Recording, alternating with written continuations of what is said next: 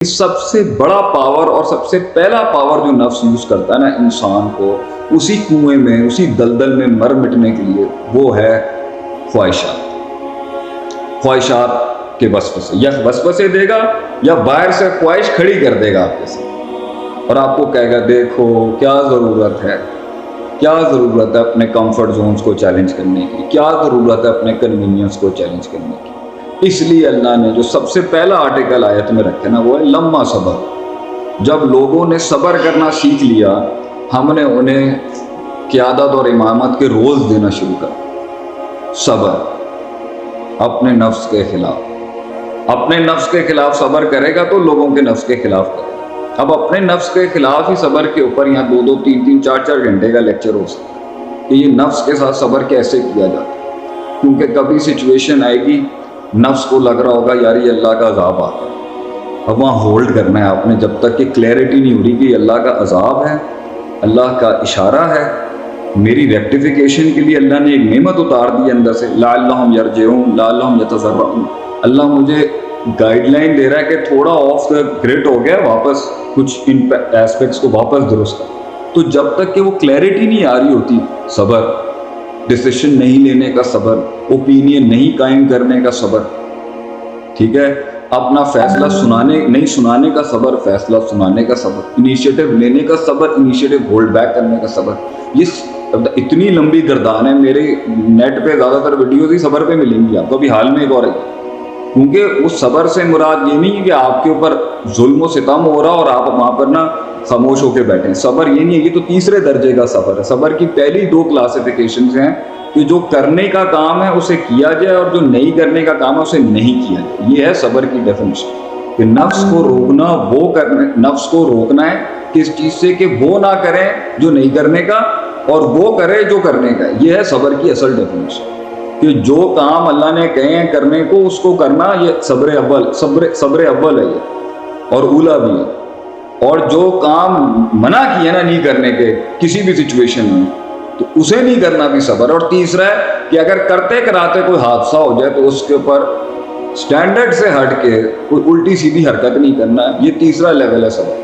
کہ ایک تو ایس او پیز کو فالو کرنا صبر ہے، اور ایک اینٹی ایس او پیز کو نہیں فالو کرنا، جو کہ یہ چیزیں نہیں کرنے کی، اس کو بھی مینٹین کرنا صبر ہے. کارپوریٹ ٹرمز میں بات کر رہا ہوں. اور تیسرا یہ ہے کہ بالفرض اگر کوئی میل فنکشننگ ہو جائے تو اس کے اندر سٹینڈرڈ سے ہٹ کے بات نہیں کرنی، اپنی گراؤنڈ ہولڈ کر کے رکھنی ہے، اپنے مزاج کی، اپنے آرٹیکلز اور سٹینڈرڈز کو اسٹرکٹلی ہولڈ کر کے رکھنا ہے، تاکہ اس وقت جو ولنریبل اینڈ ہے وہ ایکسپوز نہ ہو جائے لوگوں کے سامنے. یہ ہے اتنی بڑی ڈیفینیشن صبر کی شریعت کے. یہ تو میں باہر سے پڑھا کے نہیں آیا، میں پڑھتا ہی نہیں ادھر ادھر کا، میں تو اپنا دین ہی پڑھتا ہوں، اسی میں سے اللہ تعالیٰ روشنی دکھاتا ہے اور اسی کو اپلائی کرتا ہوں لائف میں، تو کریکولمز بن جاتے ہیں سبجیکٹس کے لحاظ سے. تو جب آپ نے اپنے آپ کو چھیڑنا ہے نا اور تنگ کرنا ہے اور ریکٹیفائی کرنا اور سیلف انالیسس کر کے سیلف محاسبہ کر کے اندر مجاہدہ کرنا ہے، تو یہ آپ کے اندر سے فوجی آ جائیں گی آپ کو مارنے کے لیے. اور آپ جب قوموں کو لیڈ کرنے جائیں گے، خاندانوں کو لیڈ کرنے جائیں گے، اولادوں کو لیڈ کرنے جائیں گے، اسکولز بنائیں گے، انسٹیٹیوشن بنائیں گے، آفیسز کھولیں گے، انٹرپرینورشپ کریں گے، یا آپ اپنا کسی جاب میں جائیں گے، آپ ایچ او ڈی بنیں گے یا کسی ادارے میں ترقی ہوگی، تو کون ہے؟ جن بھوتوں نے آ کے تھوڑی آپ سے لڑائیاں کرنی ہیں. یہی انسان ہوں گے، یہی نفس ہوں گے. جو آپ کے اندر کا نفس ہے وہی ان کے اندر کا نفس ہے. تو جب آپ وہاں پر principal, standards, discipline, system, growth, endeavours, manoeuvring, strategic management, proper S O Ps, effectiveness اور ایفیشنسی کی بات کریں گے، اس کی چیخ نکل جانی ہے آگے سے. اس کا نفس جو ہے پہلا تو کام وہ کرے گا کہ اب نبی ایک لیڈر تھے، جب وہ آئے تو اس کے اوپر 14 نکات کے اوپر ایک لیکچر ہو سکتا ہے کہ کون سے 14 حملے انہوں نے کیے آپ صلی اللہ علیہ وسلم کی پرسنالٹی کے اوپر ان کو ڈریل کرنے کے. کہیں پہ کہہ دیا کہ یہ شاعر ہیں، کہیں کسی نے کہہ دیا نعوذ باللہ مجنون ہے، کسی نے نعوذ باللہ کہہ دیا کذاب ہے، کسی نے نعوذ باللہ موسیٰ علیہ السلام کو کہہ دیا اسے چودھری بننے کا شوق ہے، ہماری زمین کے اوپر سے لینڈ چاہیے. کسی نے کہا عورتیں دے دیتے ہیں، کسی نے کہا چیف بنا دیتے ہیں تو یہ اپنے موقف سے ہٹ جائیں گے. کسی نے کہا کہ جی یہ جنبوت آگے سکھاتے ہیں انہیں اس طرح کی باتیں. کسی نے کہا یہ ہسٹری سے پڑھ کے آئے ہیں. کسی نے کہا انہوں نے باقی سارا مکس پلیٹ کر کے نا یہودیوں، کرسچنوں اور ادھر ادھر کا مکس کر کے ایک نیا دین بنا لیا ہے. کسی نے آگے سے کہہ دیا کہ جی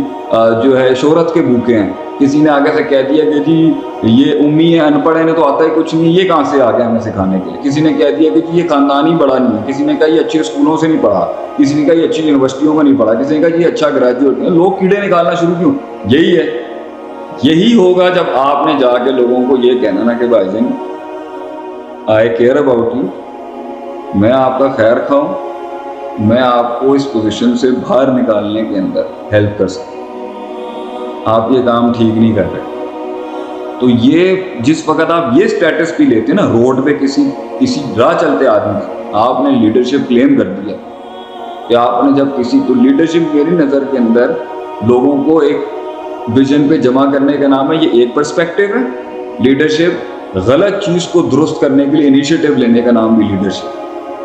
وہ ایک آدمی اکیلا بھی ہو سکتا ہے اور وہ پوری قوم بھی ہو سکتی ہے اور وہ ایک انسٹیٹیوشن آرگنائزیشن بھی ہو سکتی ہے کہ ایک ریکٹیفیکیشن کے پروسیس کو انیشیٹ کرنے کے لیے، ایک توبہ کے پروسیس کو، ایک انابت کے پروسیس کو، ایک رجوع کے پروسیس کو اور ایک تحسین اور تجمیل اور تکمیل کے پروسیس کو انیشیٹ کرنے کے لیے اگر ایک قوم یا ایک فرد انیشیٹو لے کے کہتا نا کہ جی یہ ٹھیک نہیں، اس کو ایسے کر لیں، آپ جتنے بھی عاجز بن جائیں، ایک لحاظ سے لیڈری آ گئی ہے آپ کے اندر، لوگوں نے آپ کو ایسے ہی جج کرنا ہے کہ بھائی ہوں نے سانو دسدا پیا کہ کام کس طرح کرنا ہے، تو وہ وہی کریں گے جو قوموں نے نبیوں کے ساتھ بھی کیا اور قوموں نے اپنے ساتھ بھی کیا۔